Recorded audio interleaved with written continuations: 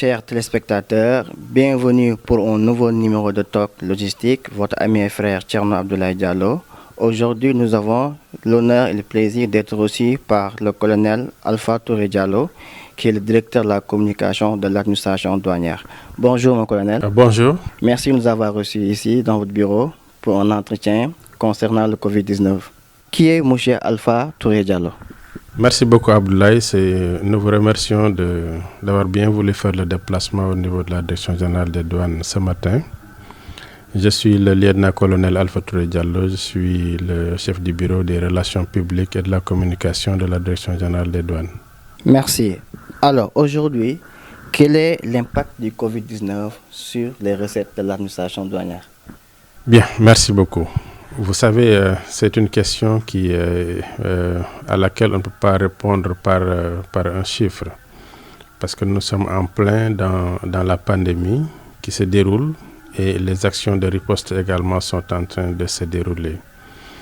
Dans le cadre du plan de résilience économique et sociale qui a été annoncé par le chef de l'État lors de son message à la nation le 3 avril passé, et il a énuméré un certain nombre d'actions à faire en vue de sauvegarder l'équilibre macroéconomique et financier.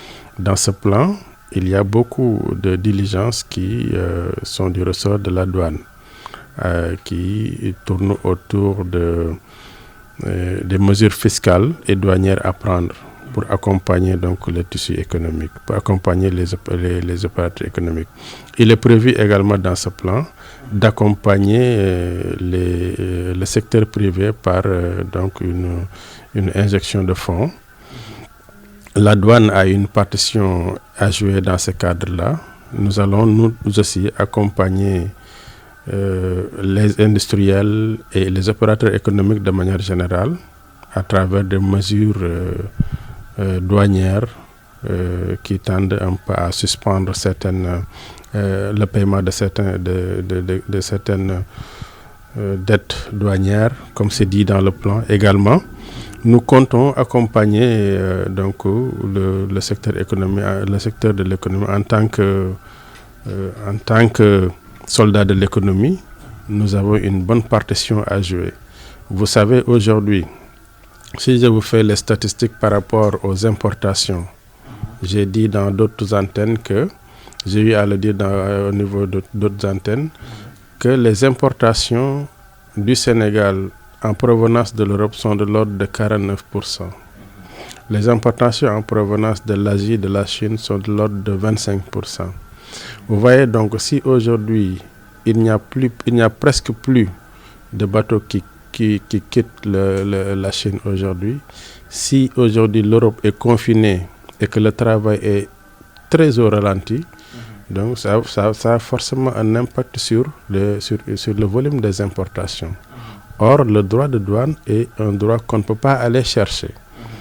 La perception des droits de douane, le fait générateur, c'est le franchissement des frontières, que ce soit à l'importation ou à l'exportation.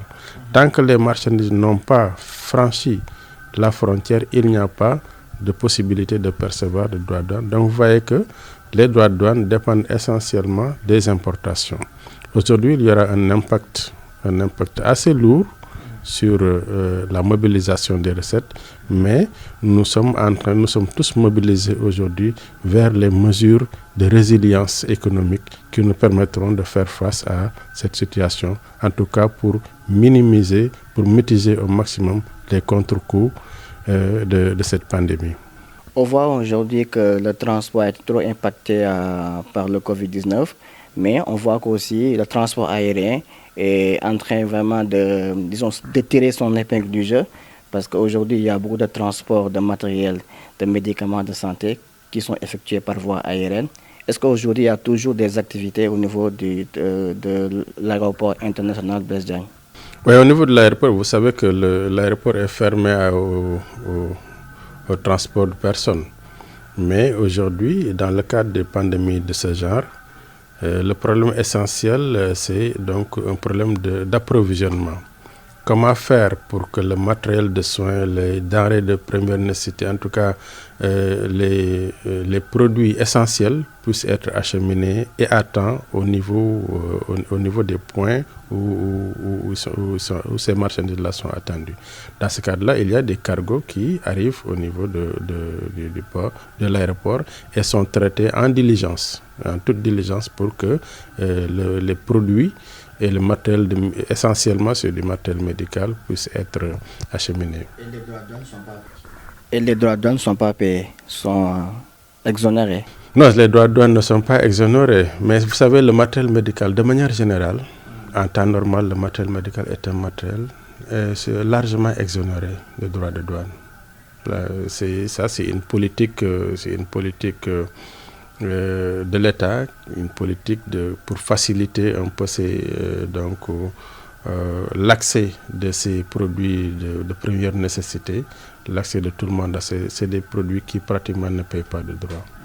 En ce qui concerne le personnel des douanes sénégalaises, quelles sont les dispositions que vous avez prises, en sachant que c'est un personnel qui est tout le temps en contact avec la population, surtout au niveau des frontières? Oui, vous savez, le travail, la mission de la douane, c'est une mission de sécurisation des frontières, une mission de contrôle, ce qui nous amène souvent à être au niveau des frontières aériennes, au niveau des frontières terrestres, et au niveau des frontières maritimes. Nous sommes nous occupons donc le premier plan. C'est fait que le premier contact des voyageurs et des marchandises, les premiers contacts, c'est avec la police des frontières et avec la douane. Et qui fait que donc c'est un réflexe naturel qui a poussé l'autorité douanière, en l'occurrence le monsieur le directeur général des douanes, à d'abord prendre les mesures qui sauvegardent les agents des douanes, les mesures sanitaires. Et en accord avec les autorités sanitaires, nous avons élaboré des plans, des programmes, des protocoles de contrôle que nous avons diffusés et que nous avons envoyés à tous les agents pour leur donner les instructions tendant à inclure dans leur contrôle tout ce qui relève de la protection sanitaire personnelle d'abord. Ils sont équipés de kits de protection constitués de masques et dans les unités où il y a de l'affluence, ils sont dotés de thermoflash et il y a un protocole de contrôle qui est validé par les autorités sanitaires, qui fait qu'il y a un système de tri. Quand on est face à un cas suspect, il y a rapidement une procédure d'isolement et on alerte immédiatement les autorités sanitaires. Ce qui fait que jusqu'à présent, on a pu éviter à l'administration des douanes d'enregistrer des cas, mais également on a tout fait pour que l'activité de contrôle des voyageurs et des marchandises ne soit pas un vecteur du virus au niveau de notre territoire. Voilà. Donc on peut dire qu'aujourd'hui l'administration douanière coopère avec les autorités de la santé en ce qui concerne la guerre contre ce Covid-19. Oui, nous sommes toutes les administrations aujourd'hui sont tous derrière les soldats, les spécialistes de cette guerre-là. C'est une guerre particulière et donc les spécialistes qui ont la stratégie, c'est le ministère de la Santé et de l'Action sociale. Nous sommes derrière le ministère, nous l'écoutons dans ses conseils, dans ses stratégies et nous sommes prêts à dérouler toutes les stratégies que le ministère met en place parce que c'est ce ministère qui dirige dans ce cas précis vraiment la stratégie de riposte. Et dans ce cadre-là, c'est un compagnonnage naturel parce que la douane a toujours été aux côtés du ministère de la Santé.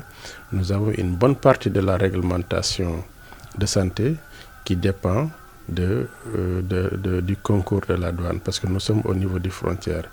Quand au niveau du ministère de la Santé, on dit que tel type de médicament ne doit pas entrer au Sénégal, l'application de cette mesure-là interpelle la douane. Seule la douane peut mettre cette application. C'est pourquoi nous exigeons pour toute commande de médicaments, pour toute entrée de médicaments au niveau du Sénégal, nous demandons les autorisations de la direction de la pharmacie. Si vous ne l'avez pas, les médicaments ne peuvent pas entrer. Et nous avons apporté notre contribution dans la lutte contre l'entrée des faux médicaments dans le territoire. Cette année, rien que pour le premier trimestre, nous sommes à 1 milliard de valeur en termes de saisie de faux médicaments. Sur toute l'étendue du territoire, la douane est en alerte pour mettre hors circuit tout ce qui est médicaments faux, parce que c'est vraiment un commerce très néfaste pour la santé, très néfaste pour l'environnement. Au-delà de la santé proprement dite, il y a la gestion de l'environnement aussi. On est là pour appliquer une bonne réglementation du ministère de l'Environnement pour assurer un environnement sain, pour assurer au niveau du commerce la circulation de médicaments légaux, de médicaments reconnus. Et ça, au niveau du ministère, la douane est membre du comité de lutte contre les faux médicaments. Au niveau de ce comité, d'ailleurs, la douane occupe la vice-présidence. Nous avons un compagnonnage naturel de tout temps avec les autorités sanitaires du pays. Vous savez, quand on parle de douane, on parle de dématérialisation.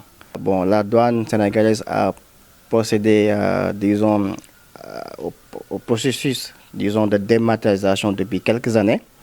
Mais on se rend compte que chaque fois, les gens vont au port, les gens vont à l'aéroport pour dédouaner les marchandises.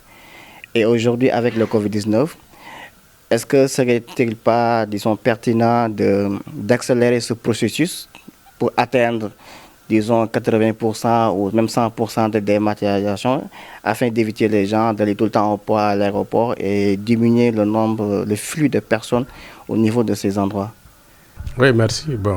La dématérialisation est une réalité au niveau de nos unités, au niveau de nos bureaux de dédouanement. Depuis quelques mois, on est passé à ce qu'on appelle la dématérialisation intégrale. Mais vous savez, la conduite du changement, la conduite du changement demande beaucoup de persévérance et du temps. Aujourd'hui, on peut faire sa procédure de dédouanement entièrement au niveau de son bureau. On n'a pas besoin de se déplacer. Mais il reste toujours des résistances. Et d'ailleurs, avec la pandémie à Covid-19, c'est l'occasion, comme vous dites, et c'est systématisé. Au niveau des unités de dédouanement, on recourt systématiquement au télétravail. Et la démarche nous permet de traiter les déclarations sans qu'il soit besoin que les personnes se déplacent. Et aujourd'hui, c'est devenu un recours systématique. Il y a une note du directeur général des douanes et un avis aux usagers qui demande à tous les commissionnaires en douane agréés de désigner un point focal. Parce que dans le processus de dédouanement, parfois, il est nécessaire qu'il y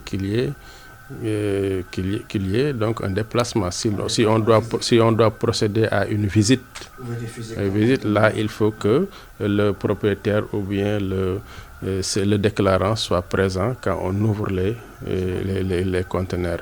Mais on a demandé à chaque structure de désigner un point focal, une seule personne qui est habilitée, en cas de nécessité, de venir en douane. Si vous allez au port, vous vous rendez compte qu'il n'y a plus de flux de personnes. C'est vrai que le volume de travail a diminué, mais pour le travail qui est en train d'être fait, il n'y a plus de va-et-vient.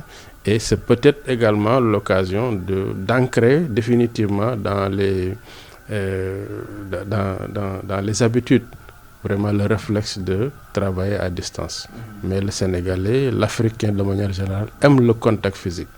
Mais ça, c'est des